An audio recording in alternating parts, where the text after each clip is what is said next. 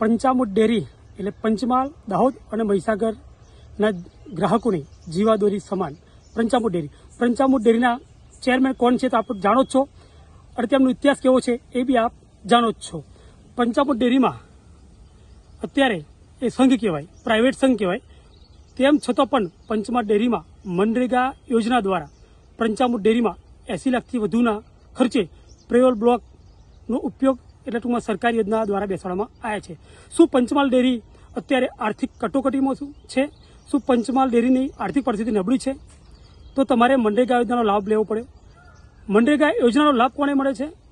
કોઈ ગ્રામ્ય હોય, પંચાયત હોય એને મળે. પરંતુ દારૂની પંચાયતના ઠરાવ કરવામાં આવ્યો, ત્યારબાદ વહીવટી આપવામાં આવ્યો, આવી નિયામકશ્રી અને તલાટી ટીએ દ્વારા મંજૂરી આપવામાં આવી. કઈ રીતે મંજૂરી આપવામાં આવી? કોઈ ધમકી આપવામાં આવી, કોઈ લોભ લાલચ આપવામાં આવ્યો, મને ખબર નથી. પરંતુ કોઈ પણ રીતે વહીવટી આપવામાં આવી, મંજૂરી આપવામાં આવી અને ખર્ચો પાડી દેવામાં આવ્યો.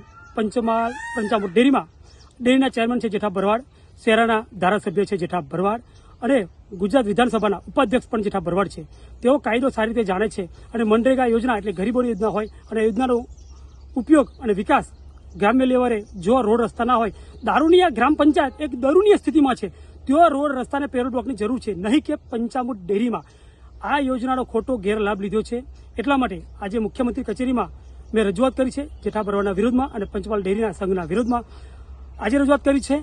જો 10 દિવસની અંદર આની સ્થળ ચકાસણી અને તપાસ કરવામાં નહીં આવે તો આવનાર સમયમાં ગુજરાત હાઈકોર્ટમાં રીટ દાખલ કરવાનો છું. કારણ કે આ મનરેગા યોજના છે અને તમે જાણો છો પંચમહાલ, મહીસાગરમાં અને ગુજરાત રાજ્યમાં મનરેગા કૌભાંડ કેટલું ચાલી રહ્યું છે. અત્યારે શહેરા તાલુકામાં પણ મનરેગા કૌભાંડ ચાલી રહ્યું છે. સાથે સાથે આ પંચમહાલ ડેરીમાં પણ મનરેગા કૌભાંડ થયું હોય તેવું મને લાગે છે. સાથે સાથે પંચમહાલ ડેરીમાં એક વસ્તુ ગણી શકાય કે પંચમહાલ ડેરીમાં ટેન્ડર દ્વારા કોઈ બી કામ કરવામાં આવતું હોય તો ટેન્ડર દ્વારા ત્યાં પણ પેરોલ બ્લોકની યોજના કરવામાં આવી હોય અને એની બિલની પણ ચૂકવણી કરવામાં આવી હોય અને ફરીથી એને પેરોલ બ્લોક પર આ મનરેગા યોજનાની ચૂકવણી કરવાની હોય એવું મને લાગી રહ્યું છે અને મોટું કૌભાંડ હોય તેવું લાગી રહ્યું છે.